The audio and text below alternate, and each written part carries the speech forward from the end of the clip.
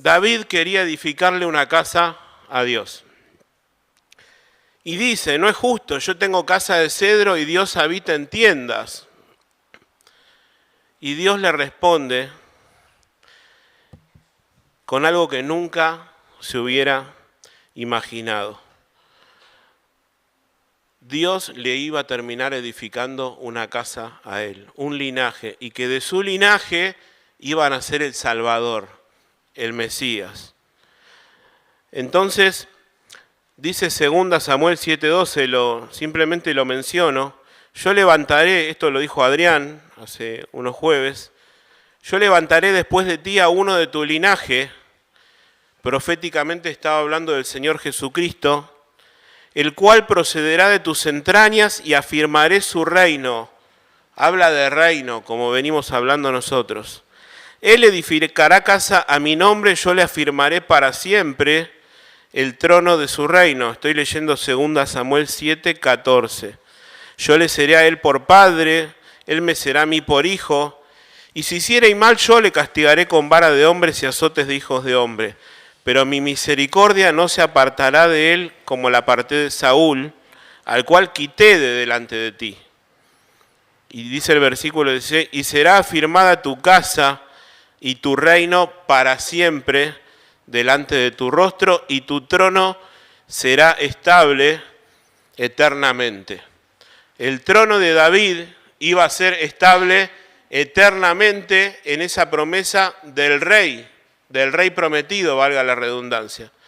Pero el reino de David terminó y los reinos de Israel terminaron, pero Dios se refería al Señor Jesucristo.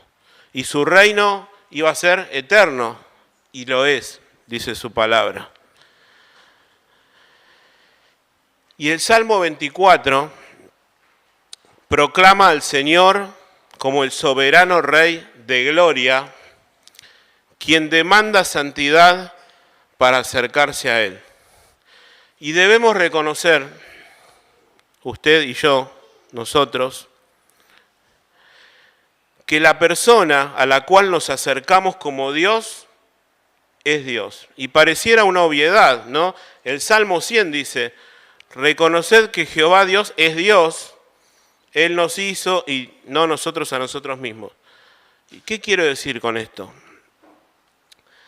Que Dios es rey sobre todo. Dios es soberano. Dios es el dueño, lo vamos a leer en los primeros versículos. Pero quizás como cristianos, ni que hablar la gente que no conoce al Señor, no tenemos en cuenta o no tomamos dimensión de quién es realmente el Señor. Ahora me acuerdo del apóstol Pablo que acusa a los corintios y dice, algunos de ustedes no conocen a Dios. Y no se le estaba diciendo que eran inconversos, le estaba diciendo, no conocen la naturaleza de Dios. Y debemos, cada vez que nos acercamos aquí o en oración, en nuestra casa o en nuestra misma vida, al pensar en Dios, debemos reconocer que es Dios sobre todo, que es Rey, que es soberano, que está por encima nuestro, que es el dueño.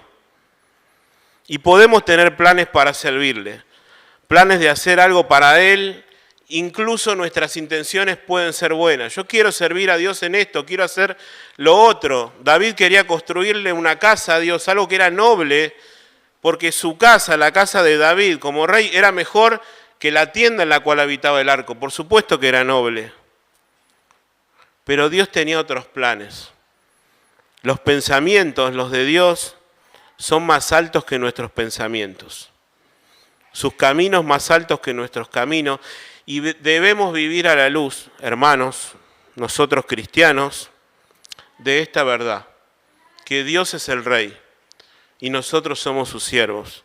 Que nosotros obedecemos y Dios es el que impone las normas. No es al revés. Y muchas veces queremos invertir el orden inconscientemente.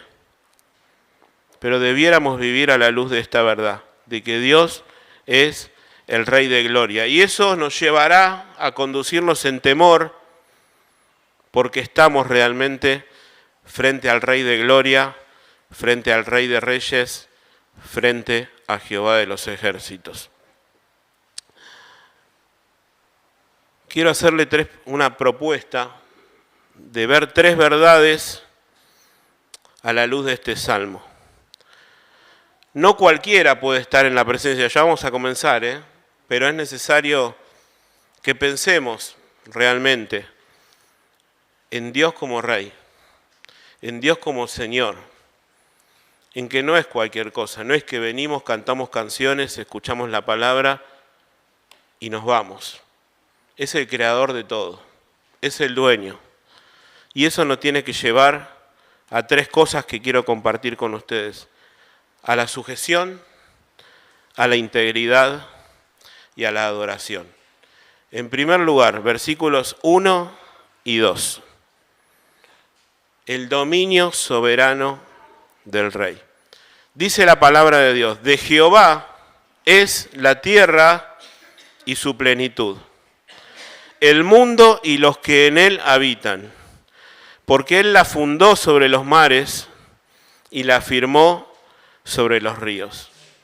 Bueno, el dominio soberano del Rey, en primer lugar, versículos 1 y 2. ¿Y cuál es ese dominio? ¿Cuál es la extensión de su reino, podríamos decir? Bueno, este salmo lo dice claramente: la tierra y su plenitud, absolutamente todo. ¿Hasta dónde llegan las tierras conquistadas de este Rey? Todo lo creado es de Él y para Él, dice la palabra de Dios. Bueno, Dios es Rey sobre todo. Y miren lo que dice: de Jehová es la tierra. No dice que era o que va a ser. Él es el dueño del mundo. Y no solo es el dueño de la creación, de su creación, de los animales, de lo que vemos creado, sino que es el dueño de sus habitantes.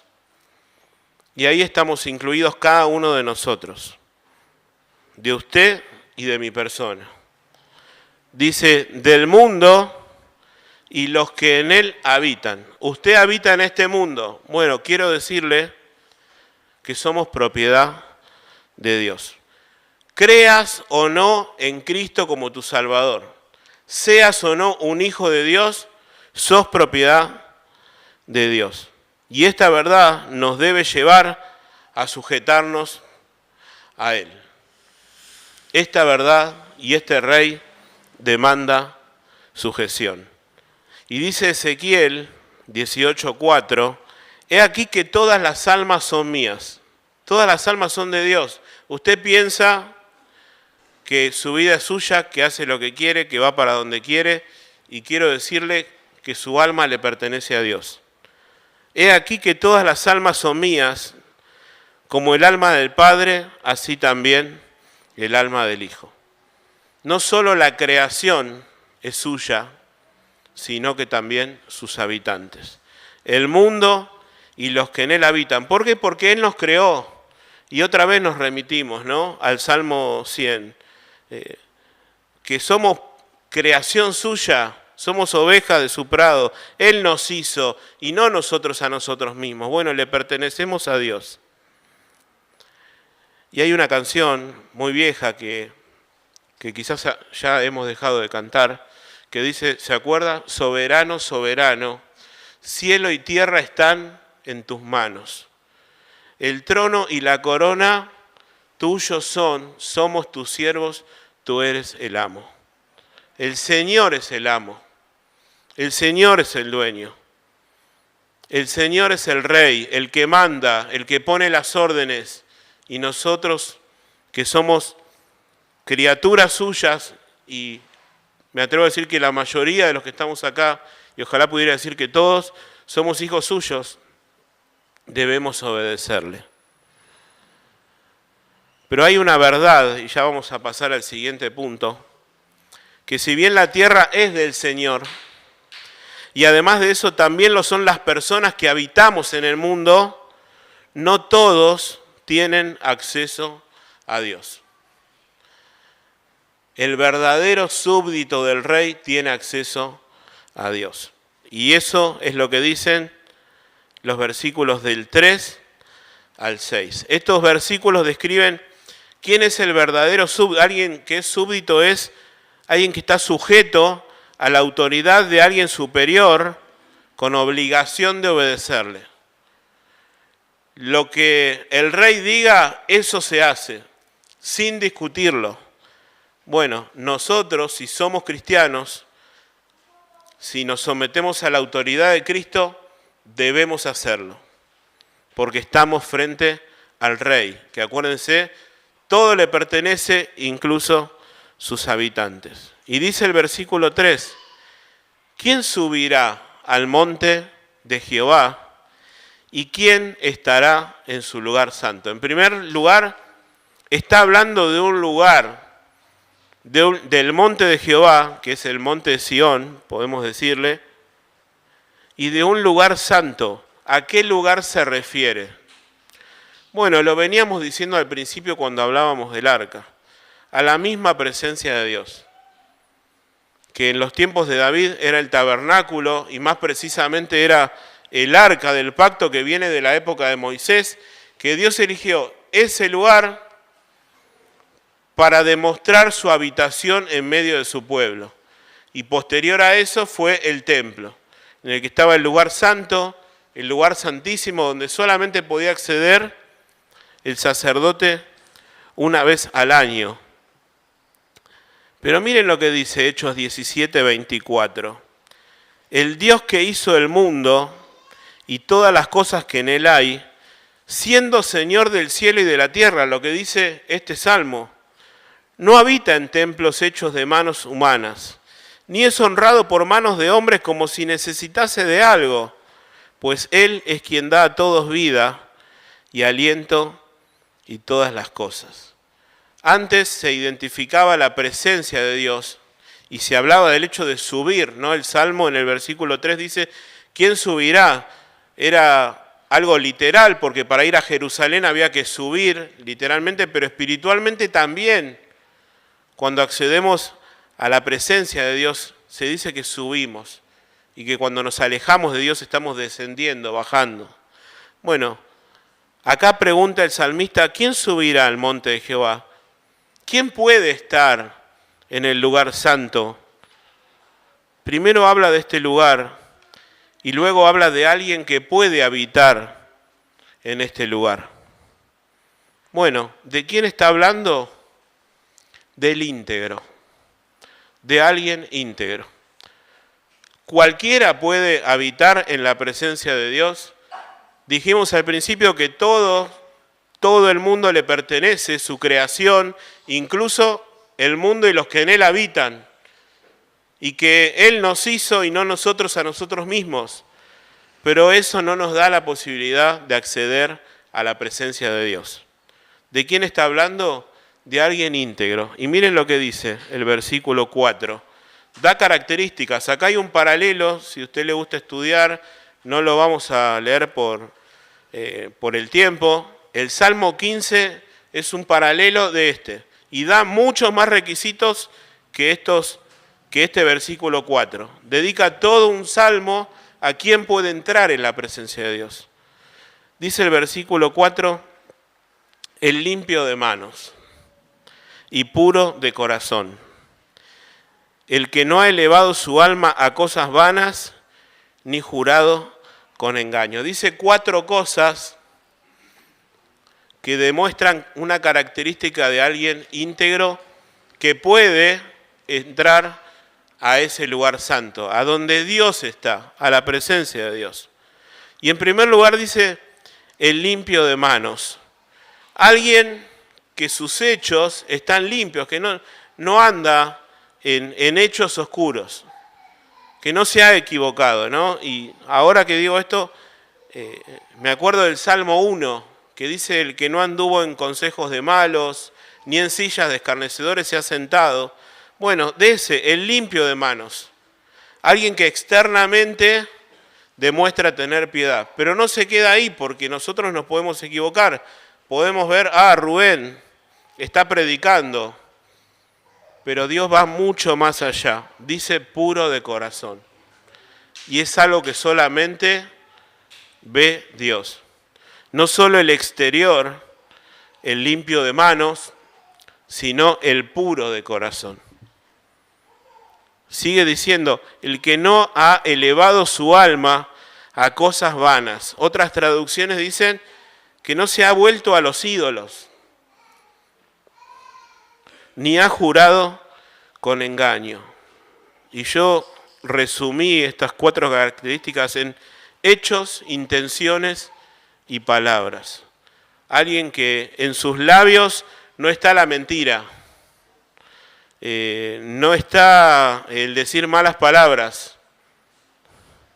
Habla de alguien que tiene una relación de intimidad con Dios. Y la pregunta que hago es, ¿quién puede cumplir de los que estamos acá estos requisitos para poder subir al Monte Santo, a la presencia de Dios? ¿Quién de nosotros puede decir, yo cumplo con todas estas características, soy limpio de manos, tengo un corazón puro, no he elevado mi alma a cosas vanas, ni jurado con engaño?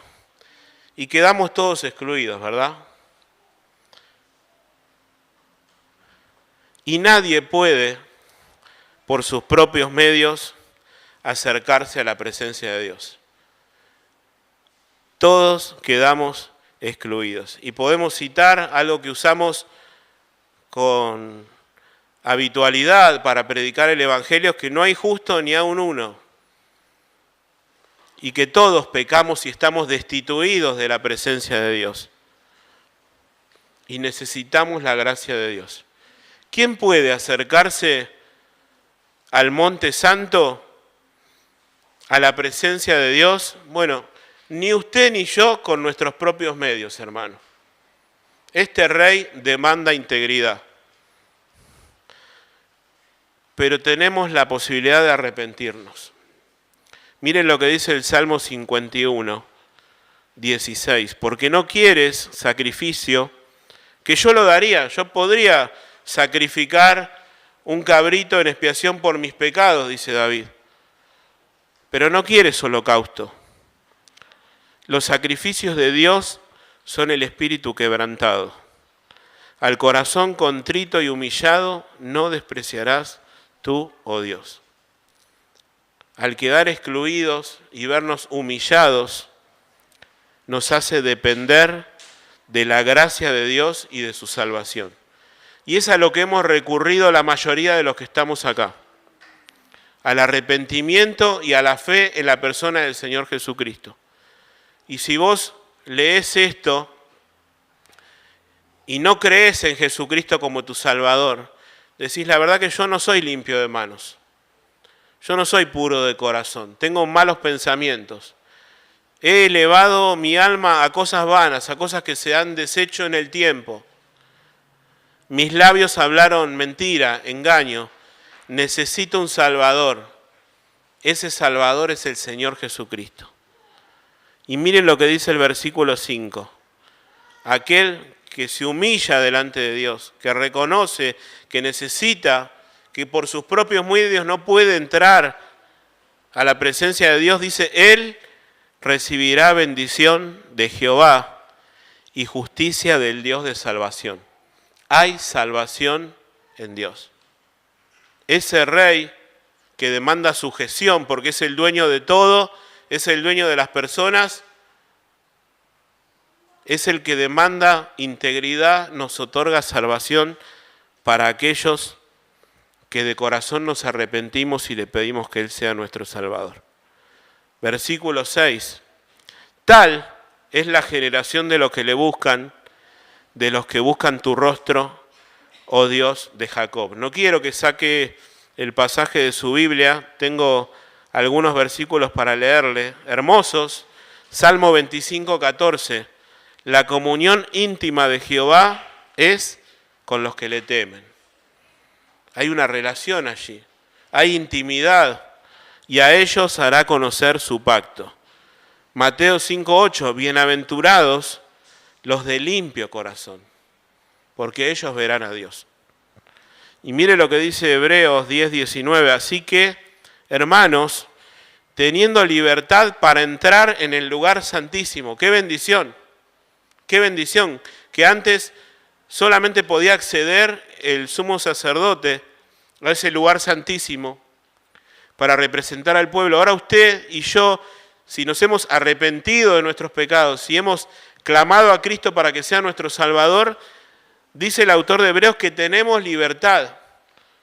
Libertad para entrar ante el mismo Rey de Gloria por la sangre de Jesucristo. Por el camino nuevo y vivo que Él nos abrió a través del velo, esto es, de su carne, de su sacrificio, hermano. A través de su muerte en la cruz, tenemos libertad para entrar a su presencia y nos recibe. Hay un versículo hermoso que dice, el Rey de la Gloria atiende al humilde. Y no habla quizás de la humildad o de la falsa humildad que podemos a veces mostrar nosotros, sino que el Señor, siendo el Rey, está dispuesto a atendernos a cada uno de nosotros, hermanos. Si con sinceridad nos acercamos a Él, tenemos libertad para hacerlo. Y dice el versículo 22 de Hebreos, acerquémonos pues, con corazón sincero, ese limpio corazón que dice este salmo, en plena certidumbre de fe, purificados los corazones, ese corazón limpio. Pareciera que el autor de Hebreos estuviera pensando en este salmo. Purificados los corazones de mala conciencia y lavados los cuerpos con agua pura. Mantengamos firme sin fluctuar la profesión de nuestra esperanza, porque fiel es el que lo prometió. Ahora sí, una vez que reconocemos a Dios como Rey, el soberano, no solo de la creación, sino de nuestras vidas, y que a través de la gracia de Dios podemos acercarnos a Él, nos conducimos a una adoración correcta. Ahora sí, cuando reconocemos que es el Rey sobre todo, que todo le pertenece, que nosotros le pertenecemos, que con integridad debemos acercarnos a su presencia, podemos adorarle. Puede haber una falsa adoración de alguien que no conoce a Dios, o mismo de nuestras vidas, hermanos, si están manchadas, si nos mostramos de una manera y en realidad somos de otra. El Señor Jesucristo dijo que Dios busca adoradores, que le adoren en espíritu y en verdad, espiritualmente y de una forma verdadera, no de una forma falsa, de una forma verdadera. El reconocimiento del Rey nos conduce a la adoración. Jehová es el Rey de Gloria. Dice el versículo 7, ya terminamos. Alzad, oh puertas, vuestras cabezas, y alzaos vosotras, puertas eternas. Esta es una expresión poética. Otra versión, quizás hasta más antigua, dice, ensanchen, oh puertas, vuestros dinteles, porque va a pasar el Rey de Gloria. Es tan grande este Rey que va a pasar por estas puertas que no cabe por la puerta, deben ensancharse. Esa figura poética que emplea David significa eso. Al conquistador o el vencedor se le abren las puertas de la ciudad cuando llega victorioso de la batalla. David sabía de guerra y quiere atribuir esta figura al Señor. Por esas puertas iba a entrar el Rey de Gloria, iba a acercarse el arca del pacto. Y me emocionaba la idea de que David reconozca a Dios como el verdadero Rey de Gloria, siendo él mismo Rey. Alguien que Dios dice que tenía un corazón conforme a su corazón. Y cuando Dios hace este pacto con David y le promete que de su linaje vendría el Salvador, dice, ¿quién soy yo? Y era el Rey de Israel, pero dice, ¿quién soy yo? Y escribe esta frase hermosa. Alzad, oh puertas, lo que está por entrar por estas puertas es más grande que todo el universo. Y luego se construye el templo, acuérdense que es derribado, ¿no?, por las invasiones. Luego Zorobabel lo vuelve a construir y es el templo donde pone sus pies el Señor Jesucristo. Y el mismo Señor dice, uno más grande que el templo está en este lugar. ¡Wow! Uno más grande que el templo.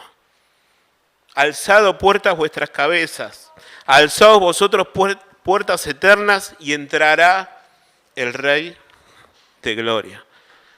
Versículo 8, ¿quién es este Rey de Gloria? Preguntan. Y pareciera que el uso de este salmo que se cantaba en las liturgias, unos cantaban la pregunta y otros respondían. Imagínense esa escena hermosa. ¿Quién es este Rey de Gloria? Preguntaban algunos. Y otros respondían cantando, Jehová, el fuerte y valiente. Jehová, el poderoso en batalla. El rey que realmente ellos necesitan. David decía, no me necesitan a mí como rey. Jehová es el verdadero Rey de Gloria. Y vuelve a repetir, alzad, oh puertas, vuestras cabezas, y alzaos vosotras, puertas eternas, y entrará el Rey de Gloria. Y vuelve a preguntar, ¿quién es este Rey de Gloria? Jehová de los ejércitos, Él es el Rey de Gloria.